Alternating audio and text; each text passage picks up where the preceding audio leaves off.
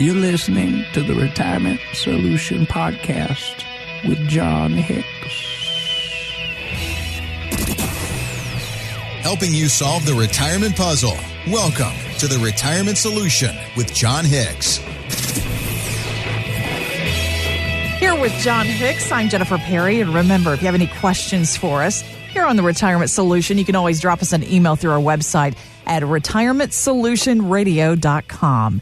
And you're going to think that I'm making this next story up here, John, but this is absolutely true. No, is it fake news? No, is it is not actually sure? fake news. Now, the Orlando Sentinel went out and surveyed financial advisors like yourself, asking them about the weirdest questions that they've gotten so far this year.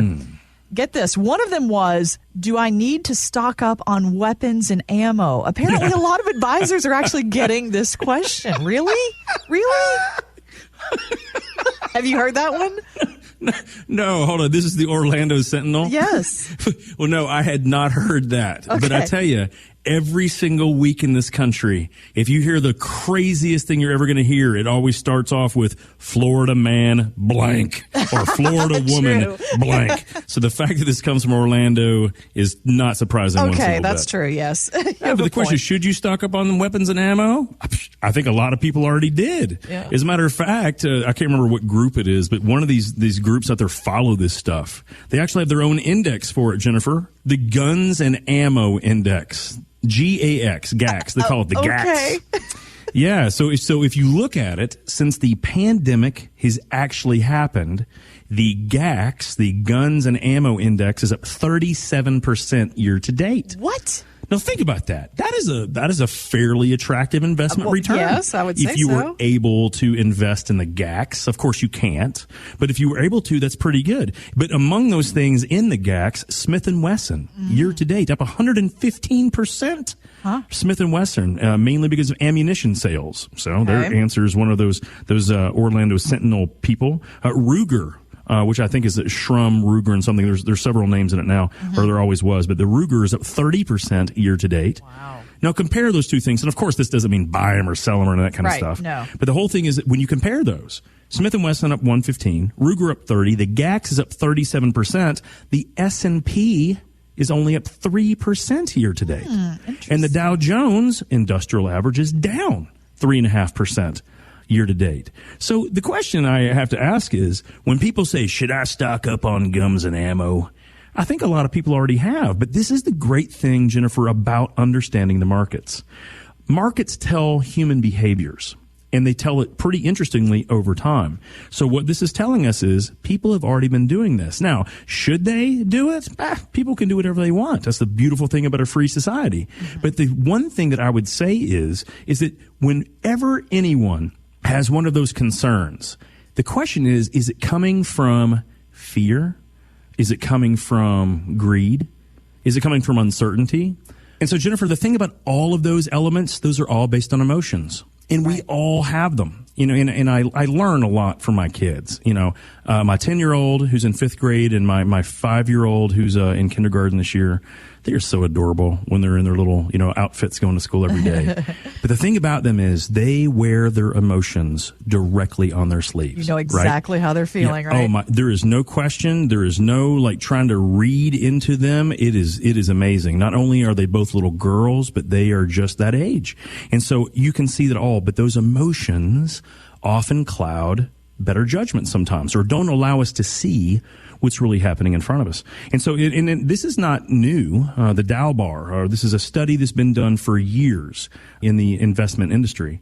It is basically said that the emotional constraint that people have is really what causes them to make the biggest and worst decisions. As a matter of fact, for 2020, one of the big headlines was investors are still their own worst enemy when it comes to investing. And ladies and gentlemen, it's exactly right.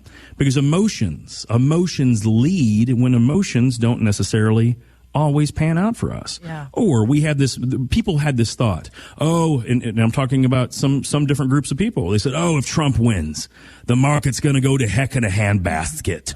I mean, I don't even want to be anywhere near that basket. What was it? Mark Cuban said he's going to move to another country. Right. The market will free fall. He's going to take all of his money out. He didn't. If he did that, he would be the dumbest human being that's on television currently, except for maybe some politicians out there. But the amazing thing is that's the emotional part, which really does not have a lot to register.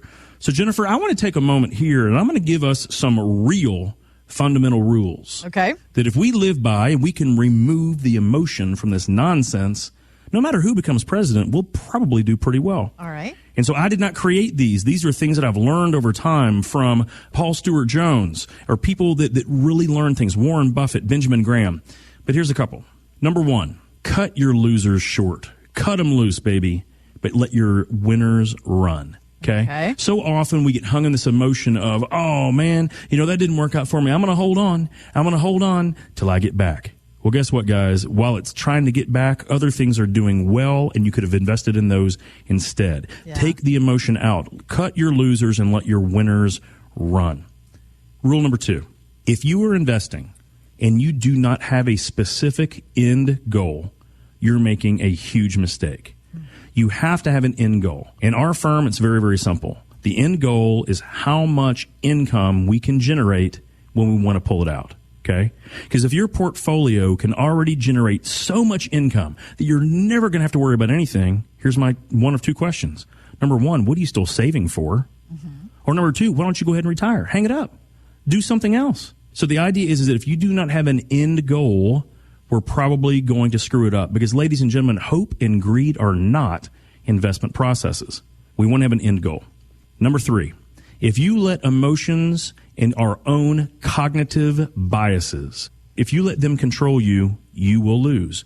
When I said earlier that Mark Cuban, he said, if Trump wins, that was his cognitive bias. Right. He was biased against the president, and he lost out on a ton. So whenever you're starting a sentence with your spouse or with a loved one or with a neighbor or with a friend or with your investment advisor, and you say, if you start anything off by saying, I feel that, and you're about to make an investment decision, or my friend told me, or I heard, or I hope, you're setting yourself up for a really bad experience.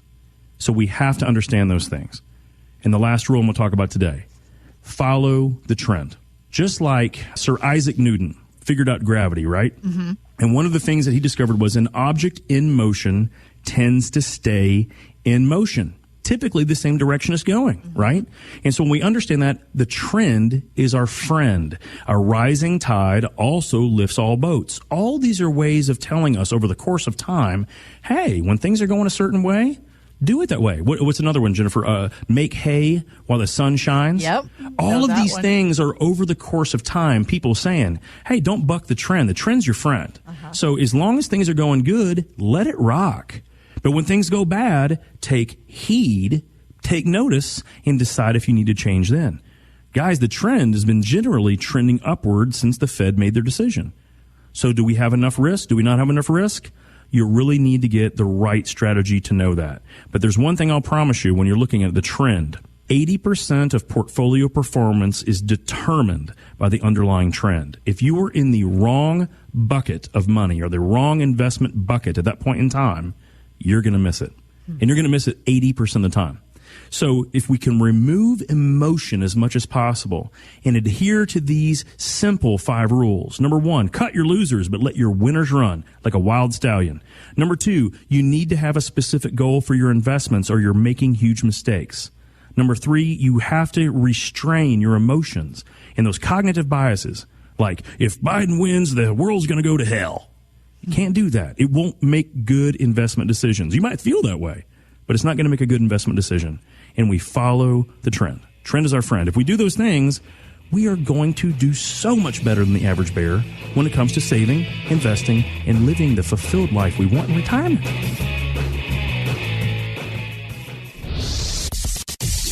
Have questions for John? Drop us an email at retirementsolutionradio.com.